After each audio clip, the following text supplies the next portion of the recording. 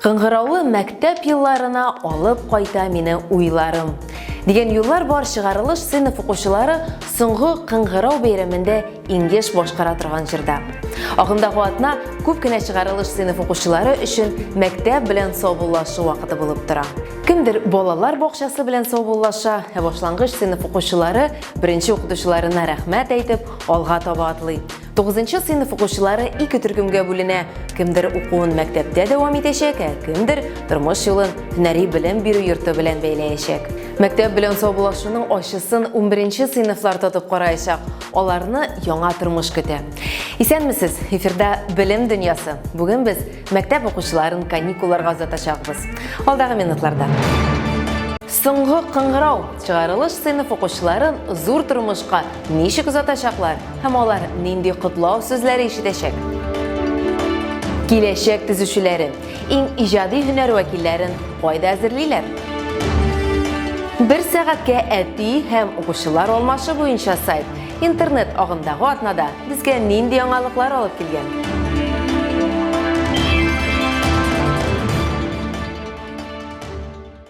Үзенчәлекле тәмамланган уку елына традиция буенча соңгы кыңгырау нукта куя. Әмма барлыкка килгән эпидемиологик вазгыять аркасында барысы да гадәти булмаган форматта уза. Дәресләр генә түгел, хәтта мәктәп белән саубуллашу да онлайн режимда узачак. Соңгы кыңгырау онытылмаслык мизгелләр, бер вакытта шатлыклы һәм моңсу хисләр үрелеп барган бәйрәм. Ул мәктәп турындагы хатирәләрнең иң яктысы һәм җылысы, зур тормышка аяк басу. Республика мәктәпләрен барлыгы 53350 9-нчы һәм 11-нче сыйныф укучылары тәмамлый. Һәм хәзер махсус алар өчен безнең тапшыруыбызда Татарстанның мәгариф һәм фән министры Рафис Борһановтан котлау сүзләре яңгыраячак.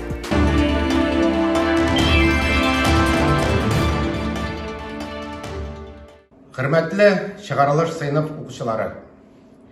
Май ахырында мәктәпне тәмамлаучылар өчен соңгы кыңгырау бәйрәме. Дистәләрчә еллар дәвам итеп килүче мөһим традиция. Быел без әлеге тантананы гадәти булмаган форматта, онлайн режимда билгеләп үтәбез. Сез бүген мәктәп еллары, балачак белән саубуллашасыз. Уку дәврендәге иң яхшы истәлекләрне барлыйсыз. Һәм әлбәттә, киләчәккә планнар корасыз. Күпләрегез инде хыялларын кайсы һөнәри өлкәдә тормышка ашыру турында карар кабул иткәндер дип ышанам. Сайлаган юлыгыз дөрес булсын. Чөнки киләчәк язмышыгыз әлеге карар белән бәйле. Үзегезгә ышаныгыз, кыю булыгыз, кыенлыклардан курыкмагыз. Барысы да сезнең кулда. Хөрмәтле укытучылар, соңгы 2 айда онлайн режимында эшләргә мәҗбүр булу сәбәпле сезнең иңнәрегезгә бик зур җаваплылык төште.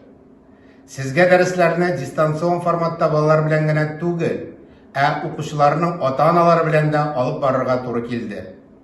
Кыенлыклар булуга карамастан, сез моны тиешле дәрәҗәдә башкардыгыз. Ата-аналар һәм балалар эшегезгә тагын да зуррак хөрмәт белән карый башлады. Укытучының авыр хезмәтен тулысынча бәяли алды. Бер туктаусыз эзләнүләрдән иҗади эшчәнлектән торган тагын бер уку елы өчен сезгә зур рәхмәт. Укучыларыгызны ничек сагынуыгызны беләм һәм яңа уку елын яраткан мәктәпләрегездә башларсыз дип ышанам. Республикабыз уку йортларында сезнең кебек фидакар укытучылар булганда, киләчәгебез ышанычлы кулларда. Кадерле балалар, күпләрегез өчен соңгы кыңгырау шыңы сагынып көтеп алган җәйге яллар башлануын аңлата.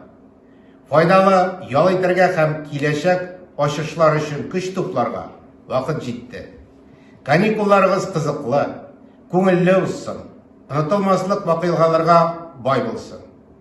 Кадерле дуслар, яңа үрләр яллагыз, якыннарыгызны җиңүләр белән сөендерегез. Сезгә һәр чак ярдәм итеп торучы әти-әниләрегезгә терәк таяныч булыгыз. Әле башланып кына килүче олы тормыш юлында сезгә уңышлар телим. Шуны онытмагыз. Укытучыларыгыз сезне ярата, сагына, һәм көтә.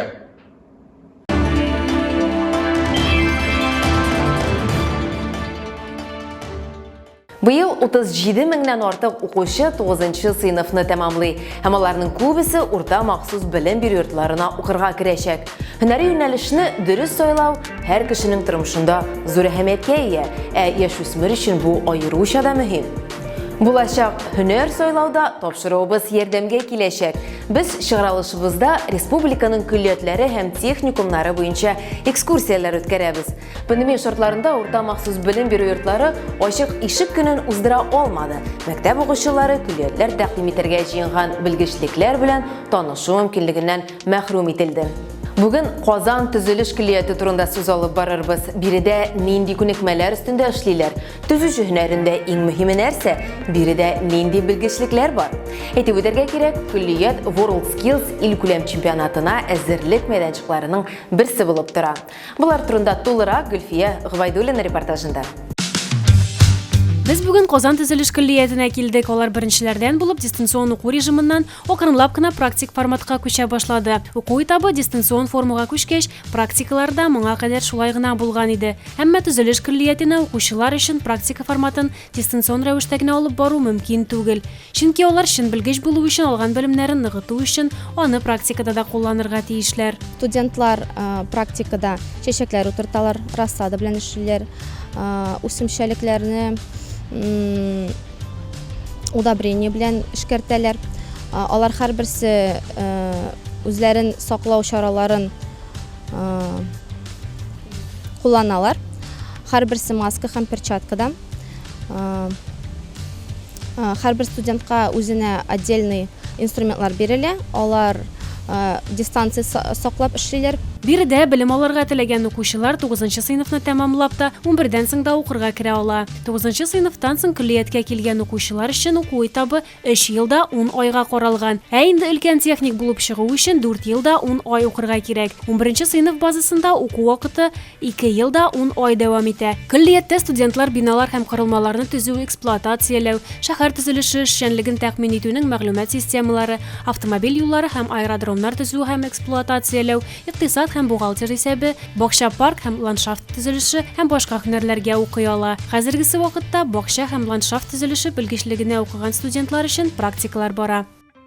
Практика у нас начинается в 9. Бездә практика сәгать 9-да башлана. Көллияткә килгәннән соң иң беренче эш итеп без кулларны махсус антисептик белән юабыз.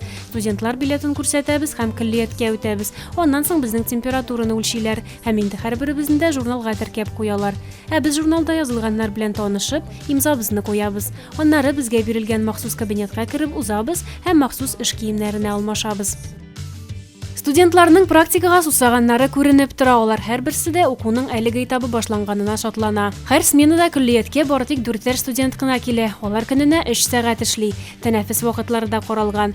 Бүгенге таләпләр нигезендә үтеп бетерергә мөмкин булмаган кайбер практикаль эшләр киләсе уку елына күчерелә. Аларның һәрберсенә махсус бирем бирелә. Алар техника безопасности үтеп эшкә керешәләр. Һава торышы начар булган көннәрне студентларның практикалары тукталмый. Моның өчен бина эчендә аларның махсус остаханәләре бар. Алар подпорный стенкалар ясыйлар, водоемнар, агачтан мотор конструкциялар ясыйлар. Аларның эшләрен экспертлар оценивать итәләр. Казан төзелеш көллияте бик зур матди базага ия. Биредә 3 уку корпусы бар. Шуңа өстәп 2 уку остаханәләре бинасы да каралган.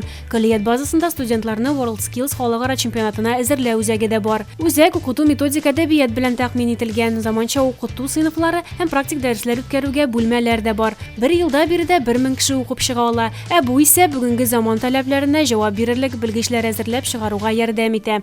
Бүген көллиятта эшләүче Индира Марданова да биредә укыган вакытта берничә ел рәттән World Skills халыкара чемпионатында призлы урыннар яулаган. Мы реализуем все направления. Без һөнәри белем бирүнең барлык юнәлешләрендә тормышка ашырабыз. Бүгенге көндә безнең көллияттә белгечлек буенча 9 юнәлеш бар, шулай ук 6 һөнәр юнәлеше каралган. Һөнәри әзерлектә зур күләмдә өстәмә белем бирү, яңадан әзерләү, квалификация күтәрү программаларны гамәлгә ашыру өчен 3 юнәлеш бар. Гомумән алып әйткәндә, белем бирү хезмәтләре спектры бик киң. Казан төзелеш көллияте теорияны гына белгән белгечләр укытып чыгармый, квалификацияле эшчеләр тәрбияли. Бары тик практика ярдәмендә алган тәҗрибәне генә тормышта кыю кулланырга була. Бір сәгатькә генә әти әлеге үзенчәлекле миссияны Америка блогеры башкара. Үз-үзеңне изоляцияләү режимында ул әтисез яшәүче гаиләләргә ярдәм итәргә булган. Ул бу эшне нидән башлаган һәм ничек тормышка ашыра алган? Тулырак Нияз Рахман, хәзер аның кызыклы тәнәфес рубрикасы вакыты.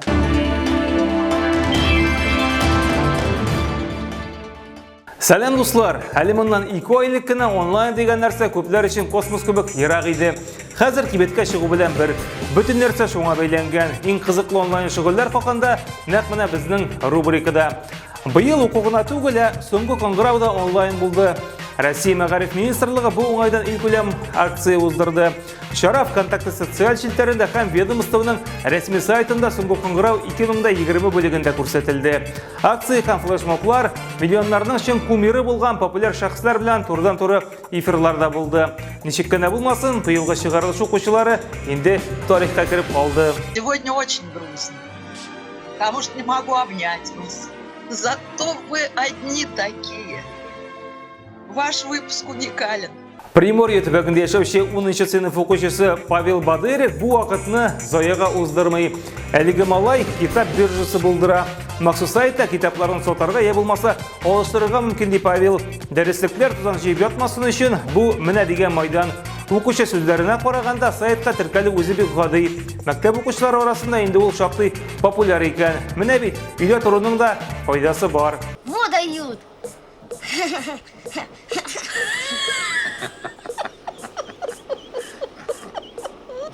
Менә Британияда яшәүче Ной Джонс карантин вакытында дөнья күләм танылуга ирешә. Туңышан инвалид малай шаккатыш рәсемнәр ясый хәзер. Карантин чорында ул аларны гадәти картонга төшерә. Әтисе исә улының шөгылен зур акциягә үрелдерергә була. Ул ясаган рәсемнәрне Instagram битенә урнаштырып, башкаларга аны төгәлләргә тәкъдим итә. Нәтиҗәдә бу чарага дөньяның 100дән артык танылган рәссамы кушыла. Менә бит изгелек Нойның тормышында нинди гаҗәеп төсләр барлыкка китерә.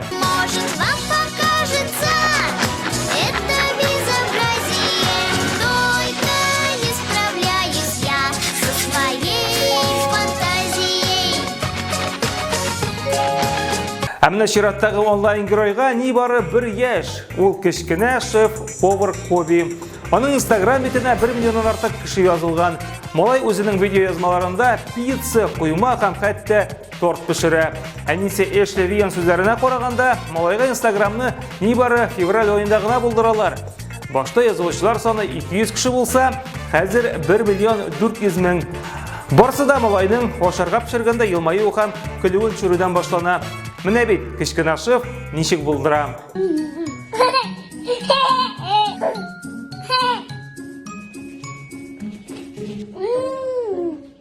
Америкалы Роберт Кейни хәзер онлайн әти. Әйе, дөрес ишеттегез, нәкъ шулай.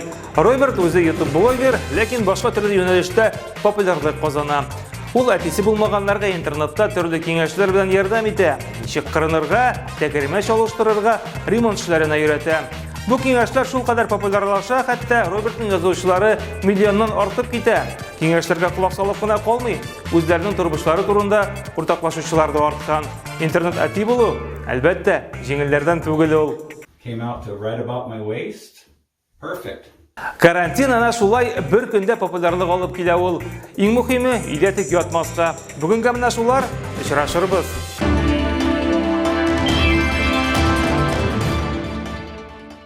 Сезгә социаль төркемнәрдә аккаунтларыбыз барлыгын исегезгә төшерәбез. Языгыз, комментарийлар калдырыгыз, видео язмалар юллагыз.